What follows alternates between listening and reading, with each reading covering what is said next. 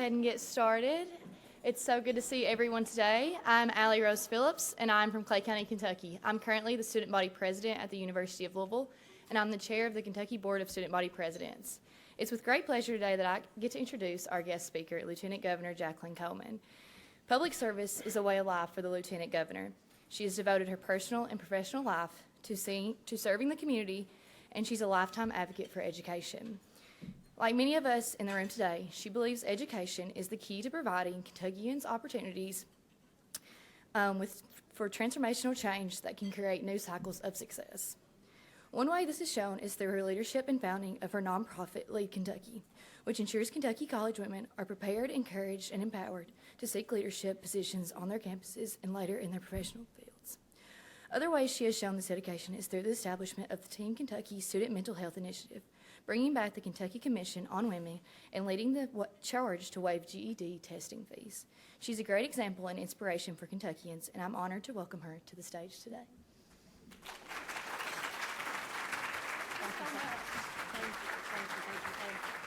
Thank you, guys. Thank you so much. Thank you for that wonderful introduction. It is so great to be with you all today, as always, because when you proudly get to say that you operate an education-first administration, your favorite people to talk to are folks who are in education, of course.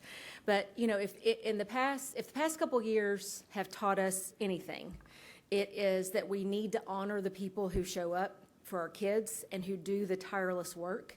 And there is no group that continues to do that more than the folks who work in the education field. And that's everybody from the early childhood centers to all the way through our colleges and universities. And just to let you know how squarely focused my entire life is in this work, I took my daughter to preschool this morning. I'm with you guys from higher ed right now, and from here, I'm going to the Capitol to kick off Adult Education and Family Literacy Week. So this is what I do. You guys are the people that I know make our Commonwealth a better place, and so it is so great to be with you all today. When it comes to serving our students, it has taken us a long time to come around to this idea, but we're here now. And that is that the students in the seats in our classrooms are more than students. They're very complex people. And when you are an educator, when you work in a school system, you come to realize that academics is a piece of the puzzle. And there are lots of other pieces of the puzzle that we have to make sure that we're fostering and caring for. And that is exactly why, out of the Lieutenant Governor's office, we launched what we call the Team Kentucky Student Mental Health Initiative. The thing I am so proud of about this work is that I actually said when we kicked it off, the only way I'm going to do this is if this work is completely student-led. That was my one non-negotiable. I hate the word non-negotiable, but that was my one non-negotiable. And so we borrowed students from the Commissioner of Education's Student Advisory Council, and we put them to work. We brought them in and we said, we want to take on this issue of youth mental health, and we want you to lead the charge. My saying to them was, I can get you in the door, but once we get in the door, this is your show. This is your work. You are our North Star, and you should be guiding us in everything that we do. And so I brought our students together, and we started to plan this Student Mental Health Initiative. They quickly decided that they wanted to host regional action summits all across Kentucky. And when I tell you that this was completely student-led, I called them roundtables, and they told me that was boring. And so they said, we want them to be action summits. So they were action summits. They literally named them. So I was completely a good listener in this. We held 10 summits across Kentucky with over 300 students. Our student leaders developed the questions. They facilitated the conversations. And they dove into the data that we collected, and they crafted policy recommendations that we then took on a little bit of a roadshow, everywhere from community partners to state agencies, to the federal government, which I will tell you about in just a minute, and they got to present to the Interim Joint Committee on Education as well. Those recommendations have guided our work through the years. And I'm happy to say, I know on your next panel, Representative McCool's here. On your next panel, Representative McCool's going to be talking about some work, but I got to give him some credit because one of the student recommendations was to allow districts to allow for mental health absences to be excused just like they do physical health absences. And Bobby McCool and Lisa Wilner from Louisville helped get that legislation through and get it passed, and so they got to check one of the things off of their list because of Representative McCool's leadership, so thank you for that.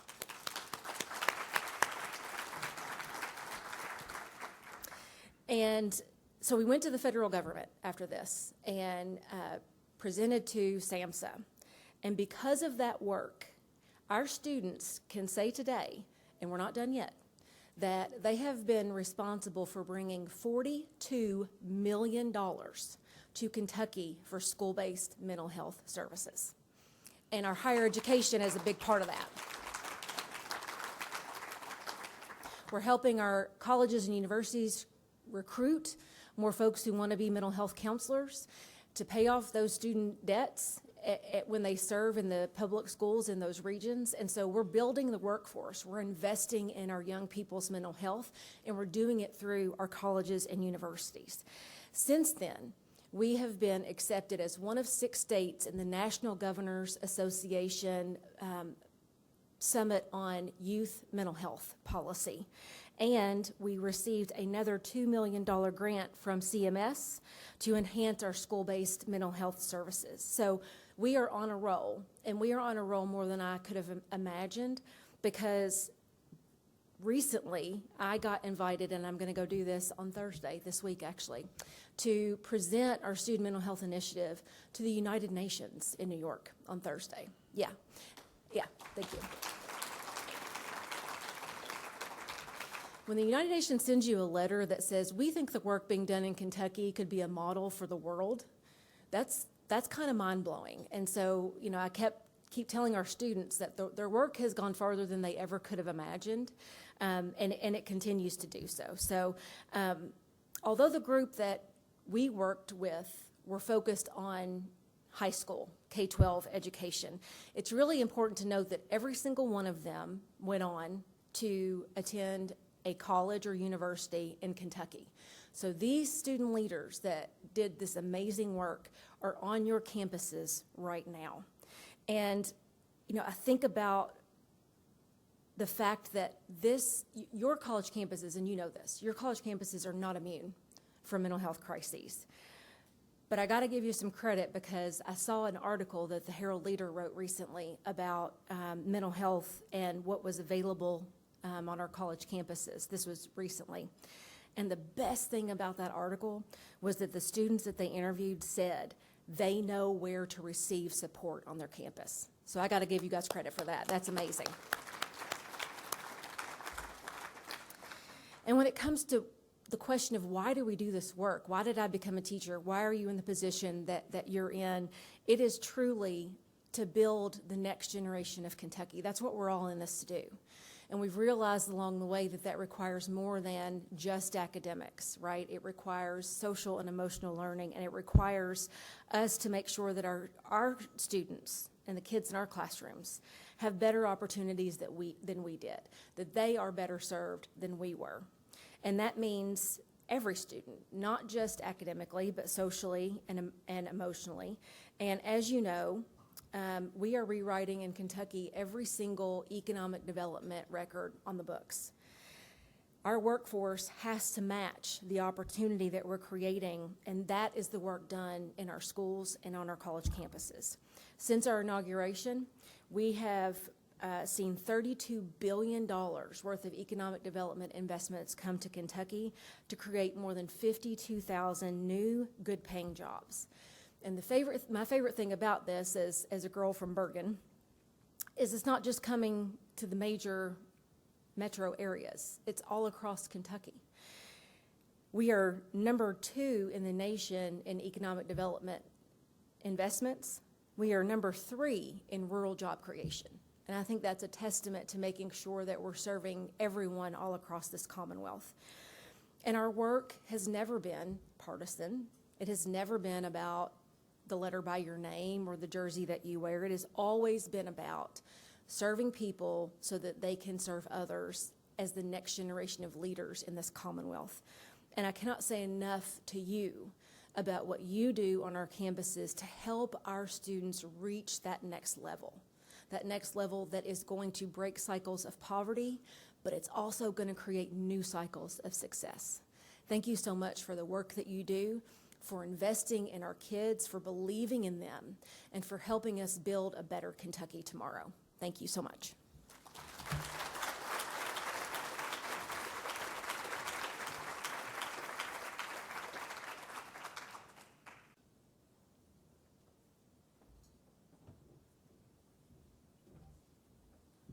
Thank you, Lieutenant Governor. A couple of points I want to make based on not just what Lieutenant Governor shared with us, but a couple of points I want to be clear about in higher education and what our roles are to look at exactly how to keep this economy booming. It's really important for us to think about this in a manner that makes sense. As we develop a process, as we are developing a process to continue this economic boom, I think it's important for us to look around the room and then our partners, with our partners, whether they are K-12 members or business and industry, and have this as a strategic conversation. Representative McCool, thank you also. I mean, because the idea of working together, no matter where you're at in the spectrum of Kentucky, is clearly about this idea that we have to be strategic. One of the pieces that I've had the chance to be able to hear in some of these breakout sessions really is about that.